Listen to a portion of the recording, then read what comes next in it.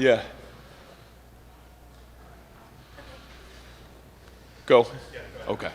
From our standpoint, obviously, first and foremost, let me just say, obviously, again, what an awesome week it was for us here the last couple of days.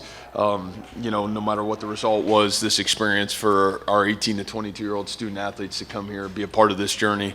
It's been a really special year for Iowa State football, and the opportunity to play one more game with this awesome senior class and this team that had an opportunity to.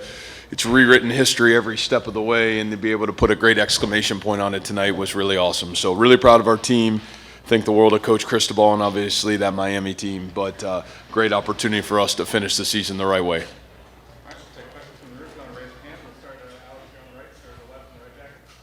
I'm at Channel 9 here in Orlando. You've taken this program to new heights and aims, and to get the first 11-win season in program history. How special is that to do it with this group? Well, I think probably the reality of what that question is, what you said is this group. And, some of the greatest leadership that I've ever witnessed in my career, to be quite honest with you. Fortunate to play in some of these games, be a part of these games as a player in a program that won a lot. But to watch great, unbelievable, selfless leadership, it's hard to find that today in our culture, and really hard to find it in our sport. But our senior leadership, some of our great junior leadership and sophomore leadership, it was leadership for the ages for us. And we saw it every step of the way. I think you guys got a chance to witness it tonight, how our kids don't flinch. They just keep playing, and they continue to give us an unbelievable opportunity to win. It's because the character, the leadership of this team. Hey, Manny Navarro with The Athletic. Question for you guys. Obviously, one of the coolest ceremonies for a bowl game there is in the sport. Just curious about your decision to pick cinnamon roll, and how did it actually taste?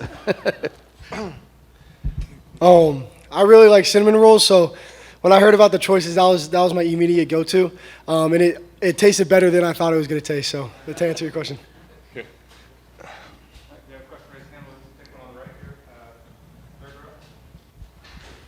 Rocco, on that point then, Philip Rossman, the Associated Press, you guys are down with that drive. You've had drives like that throughout the course of the season. What was the emotion? What was the kind of focus going into that go-ahead drive, knowing what you needed to do to win the game? I think you said it. We've been in those situations before. We practice it all the time, and I think our team just has the poise and the calmness to just execute in the biggest moments, and that's what we did.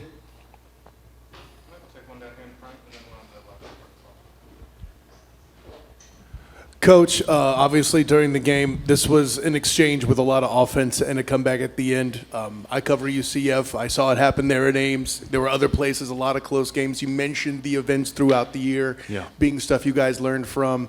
Was this the culmination of all those lessons to get you to win 11? Yeah, I really feel like it was. This team has faced a lot of adversity, from some really tough injuries that we've had to deal with all year. And they've never flinched. We've been in some really hard spots. We've been in some tough situations, and our ability to just keep playing. And, it's easy to say those things, right? Keep playing and stay in it. But you only do that if the locker room demands it. And you only do it if the seniors and the guys that lead the football team show up every single day since January, and they believe in that, and that's how they work, and that's the standards that they set. And here's this guy who may be one of the highest drafted guys in the game, and comes out and has, he has 8 catches for 117 yards and a touchdown, and easily could have chose not to play, right?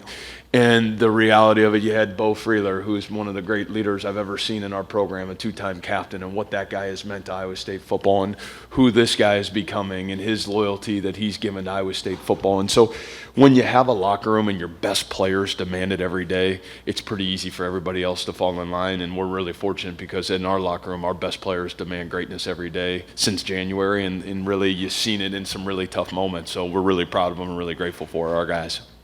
Yep. Yeah, Jackson Rob, Brevard Sports Network. Rocco, you're someone who's come from the west coast of Florida over at Wiregrass Ranch. What does it mean for you to come back to the state of Florida and end your season in this way? Yeah, this is my first game back in Florida at the collegiate level, and it was awesome. I had a bunch of my friends here tonight for the first time to see me play, so it was special to me to get this win tonight.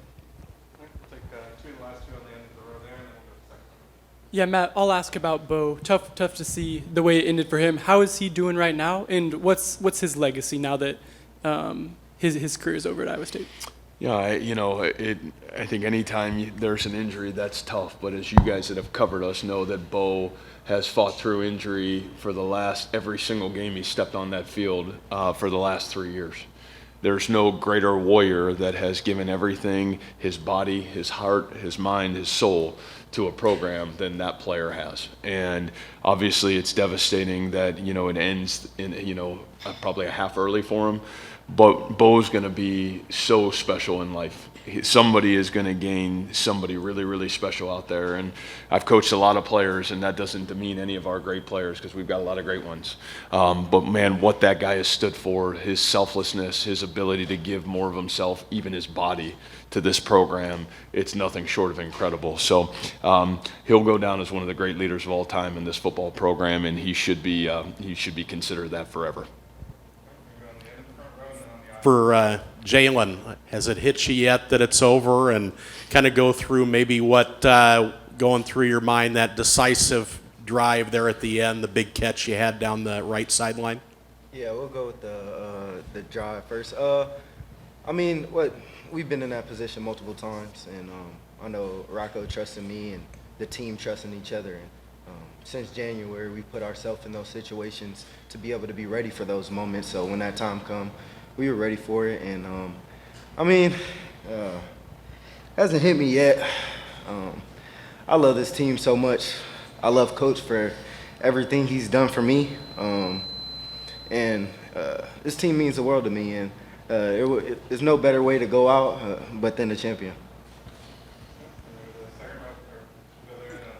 Jalen, you said after the Big 12 title game that you were going to play in this game. What kind of rewarding experience did you get in actually, playing it in the way it unfolded?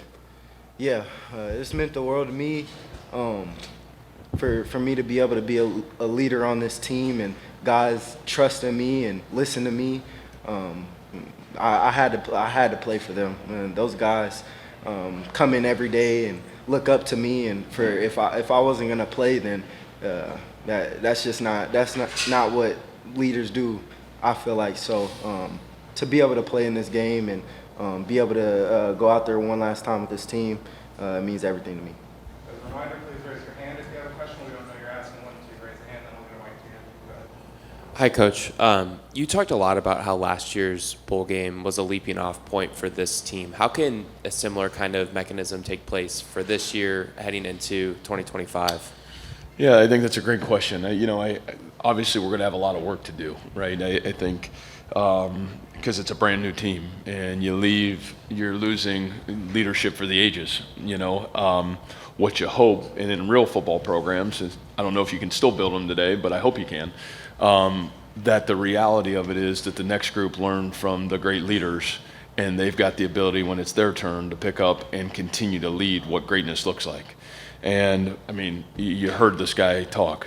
Some NFL team is going to get one of the greatest draft picks in the NFL draft next year by drafting this guy. Because it doesn't matter if it's college or in the NFL, you want guys that demand to show up every day and be the best. And we had a lot of those great seniors. Now we're fortunate because you got guys like Rocco, and you got a lot of guys that got a great experience this year. And I think the fool's gold is, oh man, you got guys that played. But do you have guys that can lead like this every day? Do you got guys that show up in January and February and March and April and May and June and July when nobody's watching? That's where greatness lives. And we'll see if we got it. The reality of it is we learned some great lessons along the way, but we'll have a lot of work to do, starting here in a couple weeks back in Ames, Iowa. Coach, what does Rocco's toughness and ability to keep plays alive mean to you? And then after that, Rocco, can you just talk about your drive out there and where you get that from? Yeah, I would just say what Rocco means to me is a great deal, because the position that he plays is, in my opinion, the hardest position in sport. Everybody has a thought on what should happen with the ball in every play. The ability to sit there and the game is in your hands on every single play that you play. And when you have a guy that stands for what's right behind the scenes, who he is far greater than what he does. It's awesome that, man, he's doing great things out there and he's getting better every game. But what this guy stands for in the locker room, how our kids will fight for this guy every single day, it's been that way in the last 2 years. The first game he came in is in 2022 at TCU, and our entire sideline changed that day when he went into the football game. And from that point on, this guy's been on a mission to be great. And there's been good days and tough days, but his ability and his character to have great selflessness. He's the guy that's going to give everybody else the credit when it goes really good, and he's the first guy to stand up and take the blame when it goes bad. And to me, that's real leadership. Hard to find it today, but man, I'd go to war with this guy any day because of what he's about and what he stands for. Azubi Charles from On3. Coach, I wanted to ask you about your thoughts on Miami making that quarterback change. Was that something you guys expected, and with your defense getting those key stops, towards the end of the game, do you think that kind of helped you guys build momentum to close it out? Yeah, I don't know. Obviously, that's all speculation. Obviously, what it is, I don't think we had any idea what it was or wasn't going to be. The game obviously had to change a little bit. I thought the flow of the game changed, that they came right out in the first drive and gotten some 12 personnel and really started attacking the running game. And then I thought Coach Haycock and our defensive staff really did a great job adapting, because I think that's hard, to be honest with you. Now all of a sudden the flow of the game changes, and you got to be able to do some different things. We were able to move Dom Oranger in the fourth quarter out to play a little bit of 4-eye and some 5 technique, and thought Dom really did a great job. And I thought Coach's adjustments in the second half were tremendous. So, tricky situation for sure for all of us. Coach, the one thing I've noticed about you is you have a tremendous amount of humility, and I'm impressed as heck with that. I really am. That you signed an extension to stay at Iowa. How important would it be for you to know that, with all the changes going on in college football, and that temptations would be there for the better jobs, that you can build your own legacy, have a statue, and people can appreciate you in this type of environment where other coaches would be tempted to go elsewhere? And you have it all to yourself, just like we've seen with Kurt Signetti. How important is that type of thing for you? Yeah, I don't know. I honestly, what's important to me is my family is really important to me. The people that I work for and with is really important to me, and standing for something that's bigger than a win and a loss. It's great we won, but the relationship that we have, the relationship in that locker room, man, this sport is a unique sport, and it's the reality of it is we're dealing with somebody's children.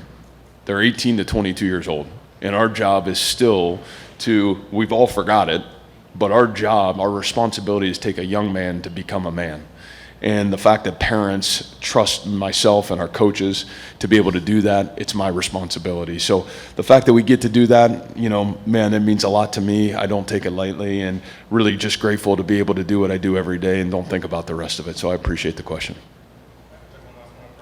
Yeah, and Coach Campbell, you guys started preseason pick 6 to finish in the Big 12. You end up going out and winning 11 games. Talk about what that means to you, and also what it means for you to continue to make history at Iowa State.